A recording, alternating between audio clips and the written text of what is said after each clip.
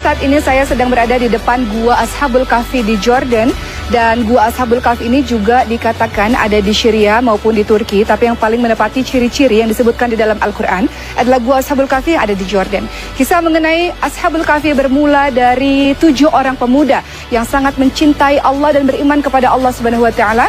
Lalu ada seorang raja yang kejam yang meminta pemuda tersebut agar meninggalkan agama Allah dan menuju ke agama sang raja. 7 pemuda ini pun tidak mau mengikuti apa yang diucapkan oleh sang raja. Mereka kemudian lari dan berlindung ke dalam sebuah gua. Di tempat inilah mereka tertidur selama 309 tahun. Di dalamnya Allah membalik-balikkan badan mereka sehingga Allah menjaga tubuh mereka. Dan kemudian ketika mereka bangun, mereka mengatakan dan saling bertanya satu sama lain, sudah berapa lamakah kita tidur di tempat ini? Salah seorang mengatakan mungkin setengah hari, kawan lain mengatakan mungkin 1 hari penuh. Lalu mereka pun mengatakan, marilah kita mencari makanan. Dan kalau salah satu dari kita mencari makanan, cari makanan yang halal, cari makanan yang baik. Dan jangan beritahu pada penduduk bahwa kita bertempat tinggal di sini karena khawatir mereka akan membunuh kita. Salah seorang itu pun pada akhirnya pergi menuju keluar dari Gua Ashabul Kahfi ini dan membawa uang. Dan orang-orang bertanya, uang apakah ini? Karena uang ini sudah tidak laku lagi di zaman sekarang. Dan mereka pun pada akhirnya paham bahwa orang ini adalah satu dari 7 orang yang disebut sebagai pemuda atau Ashabul Kahfi. Berita ini sampailah ke telinga sang raja. Dan raja pun mengatakan, marilah datang ke tempat ini, ke istana ini. Dan saya akan memberikan kalian tempat tinggal yang baik, tempat tinggal yang indah.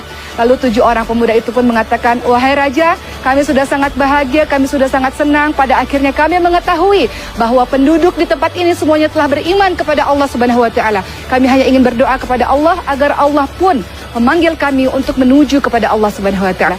Maka Allah matikan mereka dalam keadaan yang beriman kepada Allah Subhanahu wa Ta'ala. Pembelajaran dari Ashabul Kahfi sangat luar biasa teman-teman sekalian, membuat kita memahami bahwa apapun yang terjadi, ujian-ujian yang Allah berikan adalah Allah hanya ingin pembuktian dari kita, betul tidak kita beriman pada Allah Subhanahu wa Ta'ala atau hanya berdusta saja. Dan di belakang saya dibangunlah sebuah masjid pada pemerintahan Jordan di tahun 2006 untuk setiap orang mengambil pembelajaran dari kisah Ashabul Kahfi atau 7 pemuda yang tertidur selama 309 tahun di dalam ini.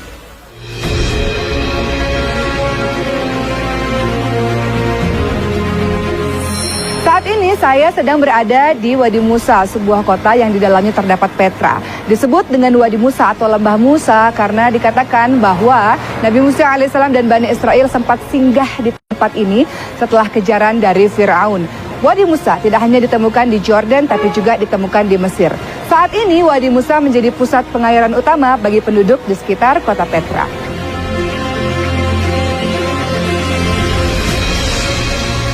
Sahabat semua, inilah batu yang dipercayai, batu di mana Nabi Musa memukulkan tongkatnya, dan di bawah batu ini terdapat mata air yang sekarang sangat berfungsi bagi penduduk sekitar. Dan pemerintah Jordan pada akhirnya membangun bangunan ini untuk melindungi batu ini.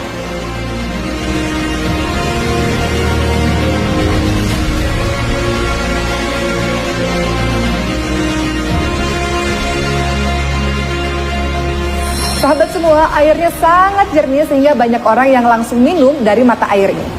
Saya akan coba meminumnya.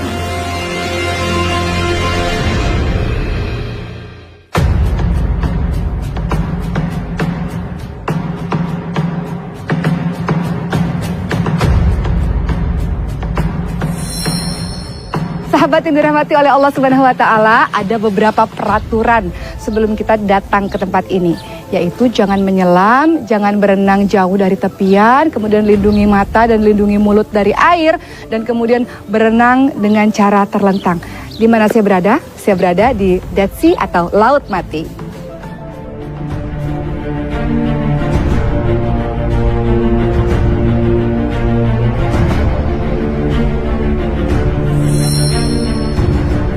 Laut Mati terletak di perbatasan Jordan dan sebelah barat Palestina. Laut Mati memiliki kandungan mineral yang sangat tinggi sehingga membuat ramai orang datang ke tempat ini untuk sekedar berenang atau mandi untuk membuat kulit mereka menjadi lebih sehat. Laut Mati disebut sebagai Laut Mati sebab dengan kadar garam yang sangat tinggi tidak ada satu makhluk pun yang dapat hidup di dalamnya.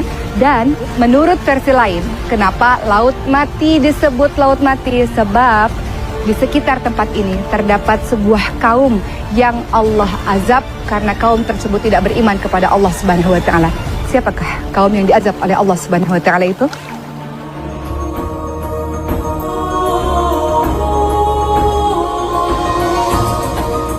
Nabi Lut alaihissalam adalah anak saudara dari Nabi Ibrahim alaihissalam. Diutus oleh Allah Subhanahu wa taala untuk berdakwah bagi kaum Sodom, sebuah kaum yang mengerjakan pekerjaan maksiat yang sangat luar biasa. Mereka mencintai sesama jenis. Nabi Lut alaihissalam telah berulang kali berdakwah kepada mereka, meminta mereka menghentikan perbuatan tersebut. Namun kaum Sodom sama sekali tidak mendengarnya. Kaum Sodom justru mengatakan kepada Nabi Lut alaihissalam, berikan saja azab Tuhanmu kepada kami. Maka Nabi Lut alaihissalam pun berdoa kepada Allah Subhanahu wa taala agar menurunkan azab bagi penduduk Sodom. Suatu ketika datanglah 3 orang laki-laki yang berwajah rupawan ke rumah Nabi Lut alaihissalam. Maka Nabi Lut alaihissalam meminta kepada istri dan kedua anaknya untuk merahasiakan kedatangan dari tamu-tamu tersebut. Namun istri dari Nabi Lut alaihissalam adalah seorang istri yang berkhianat, yang menceritakan kepada seluruh penduduk Sodom bahwa ada tamu yang berwajah rupawan di rumah suaminya, di rumah Nabi Lut alaihissalam. Maka ketika Nabi Lut alaihissalam sedang bercakap-cakap dengan ketiga tamunya, mulailah ramai orang datang dan mengetuk-ngetuk pintu dengan sangat keras. Maka Nabi Lut alaihissalam pun mengatakan kepada tamunya, aku adalah orang yang tidak kuat, aku tidak memiliki keluarga untuk melindungi kalian. Dan tamu-tamu ini pun kemudian mengatakan, ketahuilah bahwa Lut, kami adalah utusan Allah yang dikirim oleh Allah untuk memberikan azab kepada kaum Sodom. Bagaimana cara Allah mengazab kaum Sodom tersebut? Allah kemudian memberikan gempa bumi yang sangat dahsyat. Orang-orang mulai berteriak dan mulai menyadari bahwa Nabi Lut alaihissalam adalah Nabi Allah Subhanahu wa taala, bahwa Nabi Lut alaihissalam semua perkataannya adalah benar, namun semua telah terlambat. Allah kemudian membalikkan keadaan kota tersebut sehingga semuanya menjadi hancur, dan Allah kirimkan batu-batu panas, batu-batu yang terbakar, maka tak tersisa kaum Sodom tersebut.